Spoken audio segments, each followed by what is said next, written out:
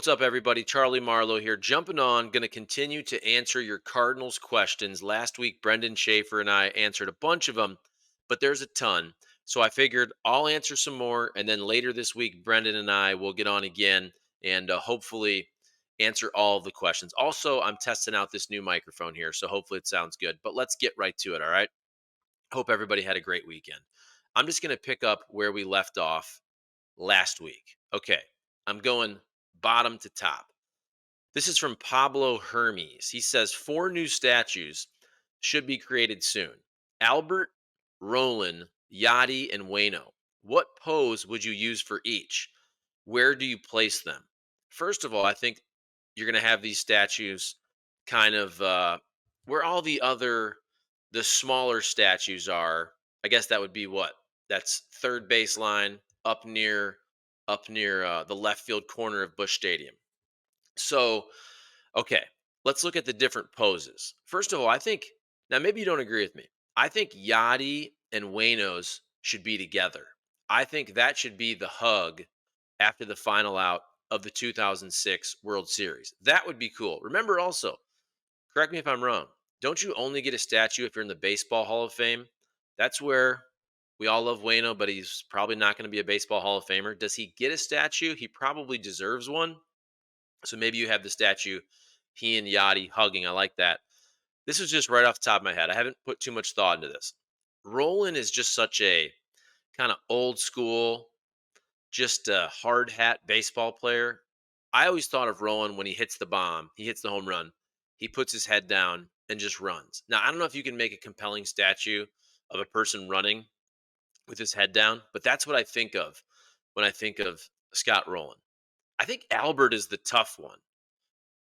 Albert, so many big moments, so many home runs. Obviously, the Brad Lidge, 700 homers. But I feel like Albert has to be hitting. He has to have a bat in his hand. Maybe kind of that Albert pose with the bat where he's finished his swing. He's about ready to kind of throw it a little bit, not a bat flip. That's the first thing that comes to mind for me. What do you guys think? I think that's a good, fun question to start it off. All right. Putty chains. Does the extreme love that Randy Flores gets from Cardinals fans, does that make sense? He has been drafting for 8 years and is responsible for the foundation of a team that was sixth worst in MLB. He seems to have gotten a lot of mileage out of a few good draft picks. I think overall, Randy Flores has been very good with the draft. You also, in this conversation, we do have to discuss the fact that for years, the Cardinals drafted and developed so much of their own pitching. We haven't seen that near to the levels. They know that in recent years. Randy Flores, it seems, doesn't seem, I mean, it shows, has shifted to some of the high end position players, especially the high school guys. And if you look at some of them already bearing a lot of fruit, you can go back to Nolan Gorman, Jordan Walker, Mason Wynn, a high school guy. You look at that one draft, the COVID draft, where you have, look, only what, 5 rounds? You get Jordan Walker, Mason Wynn, Tink Hence. Those are all high school guys. Hopefully Tink Hence works out. I think it's a fair question though. They have a lot of high-end position players. They need to get back to basically stockpiling pitching year after year to have guys at the upper levels who can come in, help in the bullpen, give you a start. That's what the Cardinals have been lacking the last several years in my opinion. That's what they had back in the day when they're making those runs 11 to 15. And it wasn't just drafted guys, but just think of Carlos Martinez. Think of, I mean, relievers, Kevin Segrist, Trevor Rosenthal, even a Seth Maness, but Lance Lynn, Michael Wacha, Shelby Miller, just churning out pitching seemingly year after year. Cardinals need to get back to that. Also, from what I've seen, the Cardinals' current minor league system isn't in fantastic shape. So that's a fair question. Also, the future of Randy Flores. I think for a while we thought, could he be the guy who is the succession plan to John Mozeliak? You got Michael Gersh there, and now of course you have Heim Bloom as well, waiting in the wings. Okay, Gray Bush 314 says, had we signed Lance Lynn after the 22 season, wouldn't we all be ecstatic? Knee surgery in spring training that year and struggled his first handful of starts. His last 12 starts had a 2.45 ERA. 23 was an anomaly for Lynn. If Lynn pitches closer to career norm, a rotation will be a plus. Yeah, overall, I agree. If you look at Lance Lynn's career ERA, I think is it pushing 4? I'll look this up right now. I think it's like 3.8 something. Last year was obviously really bad for Lance Lynn. Let's check it out because my memory is not as good as it once was. Lance Lynn, yeah, career ERA 3.74. So last year 5.73, the year before 2022 3.99, really good 2021 2.69. Yeah, I don't think Lance Lynn is going to be nearly as bad as he was last year, pushing a 6 ERA. If he can get anywhere close to 4, so the 3.99 he was in 2022, the 3.74 that he is for his career, I do think Cardinals fans will be ecstatic about that. Now, as he gets older, look, is it more, and I'm just focusing on ERA here. If it's a 4.2, 4.3, even up to 4.5, I don't think we can complain that much. But if he throws 180 innings, if he's striking out about a batter per 9 innings, so obviously 9 per 9 innings. So I'm talking about a strikeout per innings pitched. If he's close to that, I think that's a pretty dang good signing for a 1 year deal for the money involved. All right. Illini Frank. Talent evaluation. No one is 100%, but the Mo administration has made some significant misses in assessing their talent. 100%. And we've talked about this a million times. Obviously, with the outfielders, trading away Randy Arozarena, we bring up Adolis Garcia. You have somebody like Elaine Thomas. Not so much. That's the John Lester deal. Um, and look, you can nitpick all of those, but to me, it's more about a bunch of misses. We'll see what happens with Tyler O'Neill. That one was a little different because I feel like that relationship got to the point where it was irreparable with the Cardinals. But just big picture, the fact that a lot of these outfielders have left and been really good. Now, some other teams passed on them as well, but it's more about the Cardinals either not giving these guys the correct opportunities or picking other guys over them. Like if you go back in the day when they essentially didn't give Randy Arozarena a chance. Adolis Garcia, a little bit of a different discussion. He was a late bloomer, and a lot of these guys are. But at the time, the Cardinals were going with Tyler O'Neill and Harrison Bader. You understand why they made those choices, but they were, especially for Rosarena, the wrong choices there. Even somebody like Dylan Carlson, where it now seems like they've held on to him too long, it appears, where he doesn't have the trade value he would have had 3 years ago. Remember a couple years ago, we're kind of joking, and nobody knows if this was really true, but if the Cardinals were ever really in serious on Juan Soto, and if Dylan Carlson was the guy the Cardinals wouldn't part with. Well, look now, a year and a half or so later, Dylan Carlson's the fourth outfielder. And if he has a bad season, he's going to have zero trade value for the Cardinals. And then, so pitching wise, Illini Frank was asking about talent evaluation. This also, it all goes back to the other trade that we talk about time and time again. It's Randy Rosarena, that trade, but the other one is Marcelo Zuna, where look, you did draft or develop a couple really good pitchers, Sandy Alcantara, Zach Gallen, but then you traded them away. And those guys blossomed and bloomed in other organizations. So, yes, you got drafting and developing, but also you have to know who's in house. You have to know your guys better than anybody. John Mozeliak said that right after Randy Arozarena first went crazy in that postseason a couple years ago. That's the first thing he said in his press conference. We need to know our guys in house better than anybody else. Okay. Liam says, I don't see how this roster is any better than last year's. This is an interesting question or comment. I'm going to do a whole video on this coming up this week because I got another comment that I thought was really interesting. So first of all, position players essentially the same. I think we can agree on that for the most part. It's all about the pitching. Pitching, pitching, pitching, as we know.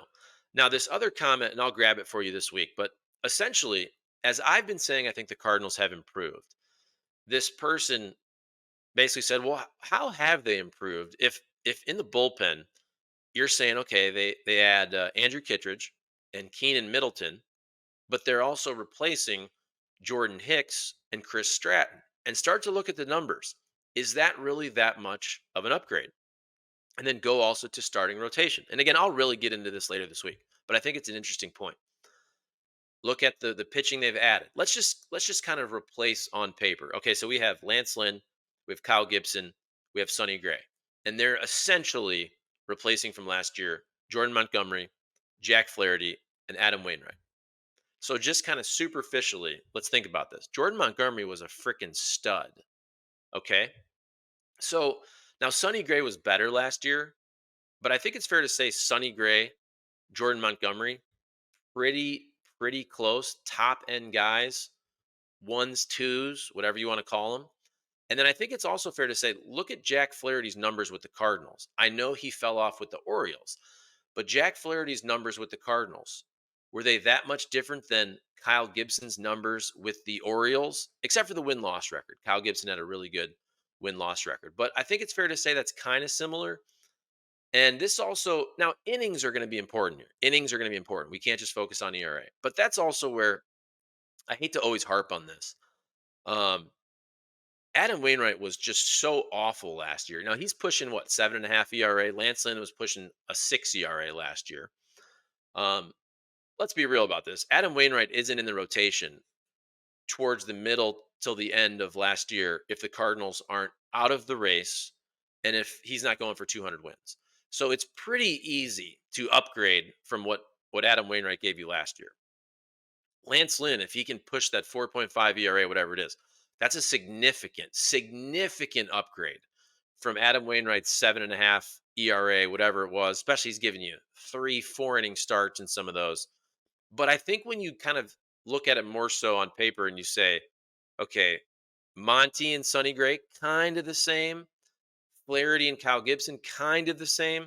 Huge upgrade, you would think, from Lynn, from Wayno to Lynn. But I think it's an interesting question. So I understand why somebody like Liam says, um, I don't see this roster is any better than last year's. I think that's a fair point, even though I disagree. I'm trying to also move around, so I'm covering up this light behind me. Okay.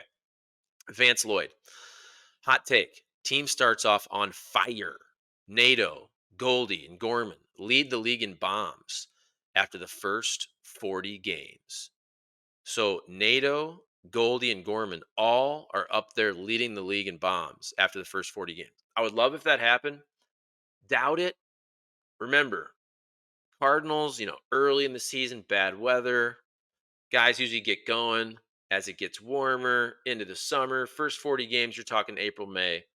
You can see these guys starting to surge probably May, June, or June, July, August. But I love the positivity. I think Nato and Goldie both have much better years than last year. Gorman, it's all about health. We know that with Gorman. If Gorman can stay healthy and play 145, 150 games, I mean, he's going to hit over 30 homers for sure. Could he get to a 40? But he's got to stay healthy. The back is clearly an issue. Okay, DeWallet, Inspector, Cheddarthon, Enjoyer. 83 win projection seems about right. They'll be 12-14 in a 26-man payroll ranking, also to be expected. Is a 2021 type year. Assume they spread the wins out in a more normal distribution. No insane winning streak. A success or not good enough. 83 wins is not good enough, in my opinion, at all. I think also we need to look at these rosters differently because the roster will look different after the trade deadline if they're in it. So let's just say the Cardinals are projected at 83 wins, which I think is fair. Whatever you want to throw out there, 83, 84, 85, 86, 87. I don't even know if I'm ready to give my win total yet. Not that it matters, but I haven't really thought about it. You have to kind of look at the schedule and all that, see what other teams in the NL Central are doing. But let's say that 83 win projection is accurate. Okay, so you're basically one game above 500. Okay. If that's the case, if the Cardinals are right at 500 or one game above at the trade deadline, about 100, 110 games in, whatever it is, let's say they're 56-55 or something like that. Well, the Cardinals, after missing the playoffs last year, should absolutely add, which I think they will. You'll probably need to add a starter. You'll probably need to add a reliever. And all of a sudden, maybe that 83 win projection now becomes 87, 88, 89, whatever the win total is to get a playoff spot. So I think that's the way that we can look at this. Let's see. Mitchell Sharp says Do you guys think the DeWitts are thinking about selling the team in the next 5 years? I don't at all. Why would you? Why would you sell the team, especially with Bill DeWitt the third, a young guy? If he is the chairman down the road, I would think you keep that in the family. I know there are tax implications for all that. We saw that with the Rams. Remember when Lucia passed, and you had what? No, no, no, no. Sorry. When Georgia passed, Lucia didn't pass. I haven't checked that, but I don't think she did. But Chip and Lucia then taking over, you had all those tax implications, and then that's when they sold it off. At first, you thought it was going to be Rashad Khan, and then of course Stan Kroenke jumps in there. So I don't know all the tax ramifications. I would think the DeWitts want to keep it in the family. A lot of people are asking me about that. Remember back when Mike Shannon said that on air towards the end of his career, and that got everybody talking a little bit. Okay, Will. This is Will Nix. Who gets the bulk of save opportunities? Will Marmol have a dedicated closer, or will he use relievers in highest leverage positions? Will Blake continue to coach by spreadsheet, or will eyeballs have any input? I think the first question is easy. Who will get the bulk of the save opportunities? It's Ryan Helsley. Easy if he's healthy. You got to think if he's healthy, he's getting 30 plus saves. I do think Marmol is new school when it comes to mixing and matching. So you got to think Helsley gets the most. But then you have guys like you have Kittredge. Could you see Kittredge with 5 saves, whatever it is? You have Keenan Middleton. I looked this up last week. I believe he has 15 career saves. Gio can go in there. I know you don't love Gio as your closer, but every once in a while in a matchup situation, maybe Ryan Helsley's down in terms of not being able to be used that particular night. And then also you have the matchup situation. Yeah, matchup. Maybe you have a situation where you want a lefty in the ninth, and somebody like a Jojo Romero, Zach Thompson, who knows his role. What about Matthew Libator? So again, I think that Helsley gets 30 plus saves if he's healthy. Everybody else falls in line with a couple, one, two, three, four, five for all those other guys, right? That'd be fine. Okay, Ryan says Charlie and Shafe. Sorry, Shafe's not on this one, but we love B Shafe. Do you guys feel the front office and ownership truly believe last year was a fluke? I just hate to see them appear so cavalier that it won't happen again. Almost like they couldn't possibly see a scenario where the Cardinals have another losing season. I think they can definitely see that scenario happening, but I do think big picture, they believe last year was a fluke in the sense that everything that could go wrong went wrong. And they were banking on a lot of ifs in starting pitching. Remember, John Mozeliak even said that as a lot of media and fans were questioning last offseason, hey, you don't have enough pitching. And he said, look, maybe 6 months from now, we'll look back and say I made a mistake. Well, John Mozeliak and the Cardinals did make a mistake there. So that's where the certainty with the innings, even if you don't love Lance Lynn and Kyle Gibson, they at least have, you would think, as much certainty as you can get with innings with Lance Lynn, Kyle Gibson, and Sonny Gray. But look, after you have a bad season like that, now is it more in your brain that this can happen again? Yes. But I do think big picture, the Cardinals, I believe it was a bit of a fluke. I do think that they neglected the pitching, which everybody brought up, but I do think they thought they had enough to get to the trade deadline, like in previous years when they added Hap, Lester, Quintana, and Montgomery and all that. I think that was the strategy, and it didn't work. It blew up in their face. Okay, great value speaker. If Yachty ever becomes manager, how many seasons could he go without a playoff series win before the fan base turns on him? This is a really interesting question. What do you guys think about that? Now, will the fan base ever really turn on Yachty? They'll always love him, but man, if you start mugging games, as Tony La Russa used to say, mugging games, if you have losing seasons, look, there's going to be a lot of complaints. Doesn't matter who it is. Yachty's beloved, but that's a great question. Let's say hypothetical. Let's say Yachty takes over after this season. Let's say Ali does win 83 games, but they don't renew his contract. Yachty takes over. So at this point, though, Also, part of this conversation would be that the Cardinals wouldn't have made the playoffs in the previous 2 years. To me, that's the only way Yachty takes over in 2025, if this even happens, is if the Cardinals don't make the playoffs in 2024 coming up this year. So that's also part of this hypothetical. If Yachty takes over, okay, you'd think a manager gets a clean slate, but Cardinals fans would be pissed because they wouldn't have been to the playoffs in 23, 24. So if Yachty would take over a team that had been to the playoffs 5 straight years or whatever it was, like let's say Matheny takes over the LaRussa teams, and they're really good, don't win a World Series, but they get to the NLCS, World Series, NLCS, 100 wins. So he builds up some equity before he has the what, 2.5 bad seasons before he's fired. And look, Matheny probably wouldn't have got those 2.5 seasons if he didn't have the NLCSs and the World Series appearance before that. So that's a great question. I think after 1 year, after one season of Yachty being the manager, if the Cardinals, okay, so the question though was without a playoff series win. So I guess they could still get to the playoffs. If Yachty got to the playoffs in the first year, they didn't win a series, people aren't obviously calling for his head. But I think, let's say, yeah, it also, see, if they get to the playoffs, it's kind of a different story. But I think if Yachty were to not win a playoff series in 2 seasons, but then it's hard to say because if he gets to the playoffs both years, I don't know. I think the better question is if they don't make the playoffs. I think if Yachty made the playoffs one of his first 2 years, people aren't going nuts. But in year three, if the Cardinals haven't made the playoffs, people are nuts because again, that would be 5 straight years of no playoffs. But if he made the playoffs one of the years or both, but don't win a series, people aren't going crazy. Look, the expectations have been brought back down. We wanted the Cardinals, this is unfortunate, but we wanted the Cardinals to get past the, hey, 88 wins, maybe win the Central, maybe get a wild card first round playoff exit. We wanted more than that last offseason, but the Cardinals were so bad in 2023. It seems like we've lowered the expectations back to, hey, let's just make the playoffs. I think that would be looked upon by a lot of fans and media, unfortunately, as a success in in 2024. Okay, Thomas Gauvain. I already asked that question. My bad.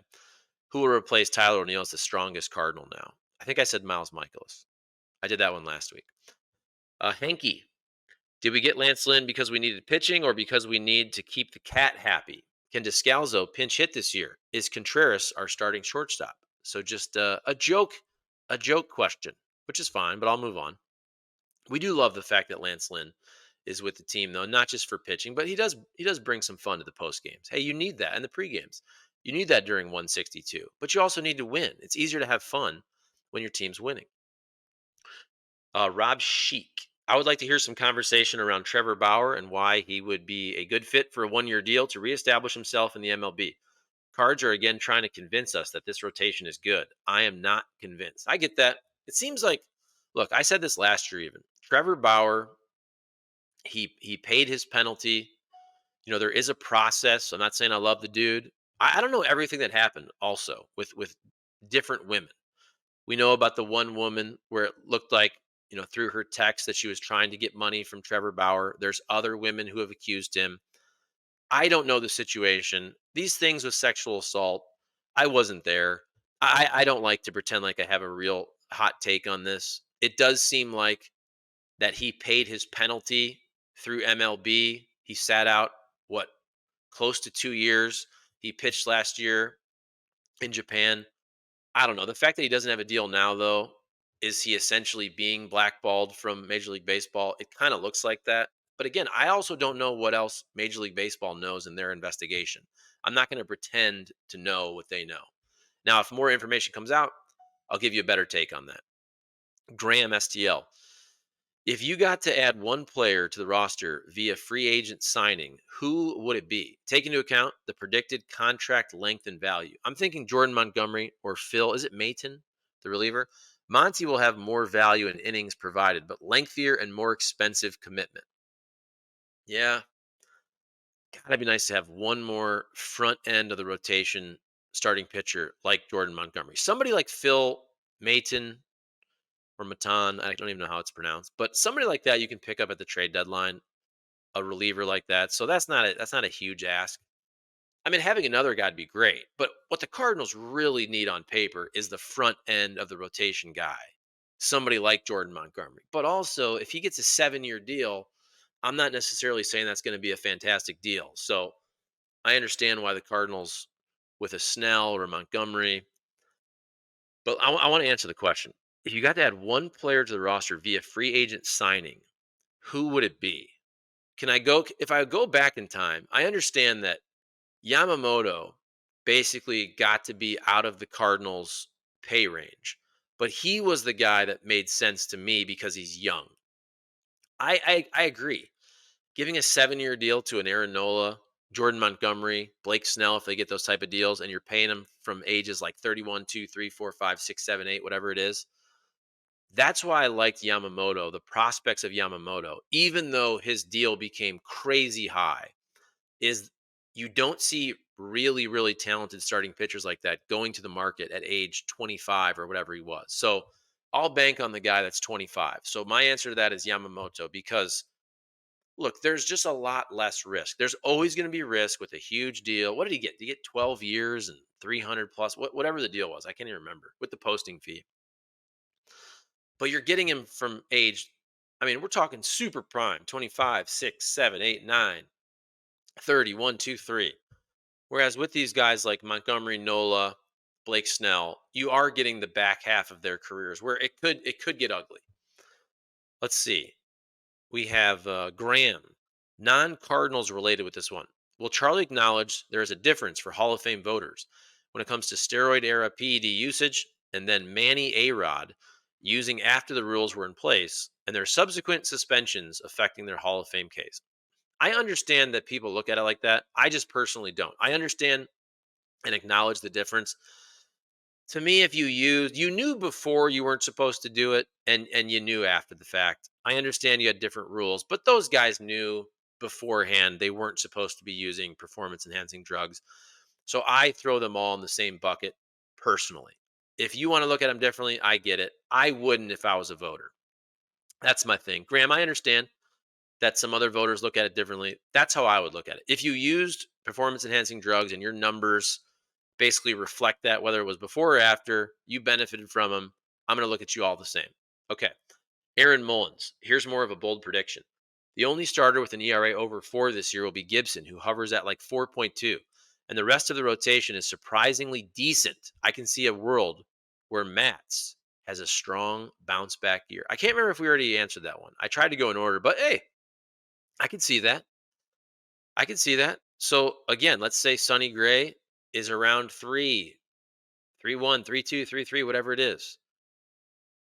Again, are they going to be over 4? I don't really care. Like, it'd be great to say they're under 4, but is there really that big of a difference between 3.9 ERA and 4.1 or 4.2? Just, just be healthy, give them innings, and hover around somewhere 4.5. If Kyle Gibson and Lance Lynn do that, we should all be happy about that. That's basically what you can expect from those guys. If they're anything better, it's great. Sonny Gray is the guy that needs to be a front end of the rotation starter. Steven Matz, who knows? He just has to stay healthy too. Okay, let's see. Where do you expect, barring any additional changes to the roster, the Cardinals to be at the end of the season win wise? I still think they're going to get back. If you had to ask me right now, which you are, I still think they get back to like that 88 wins, but they do it in the fashion I said earlier, which is you're 500 ish. You're going to need to add.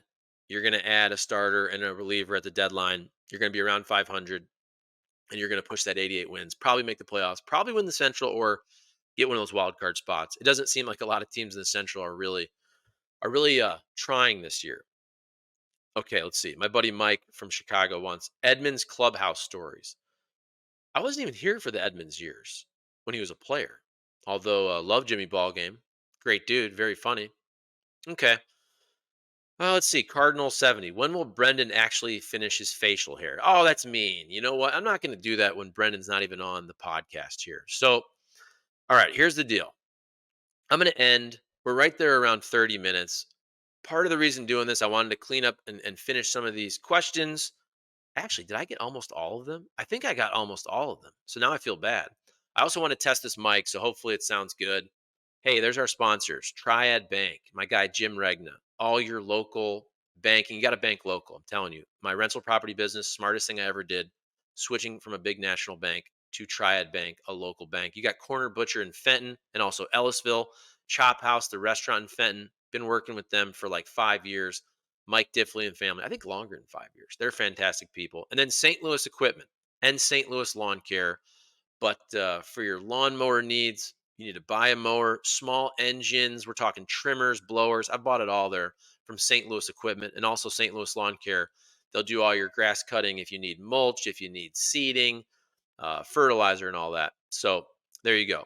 All right, we're gonna do a pod with Brendan later on in the week. While I have you here, and I will wrap up, I want to give a shout out to the members. The members, you don't have to be a member, but I appreciate those that are. Okay, we have our premium members, Ken Phelan. We have G2Z. Thank you. We have our medium members, my guy Mother Goose and Brian Canfield II.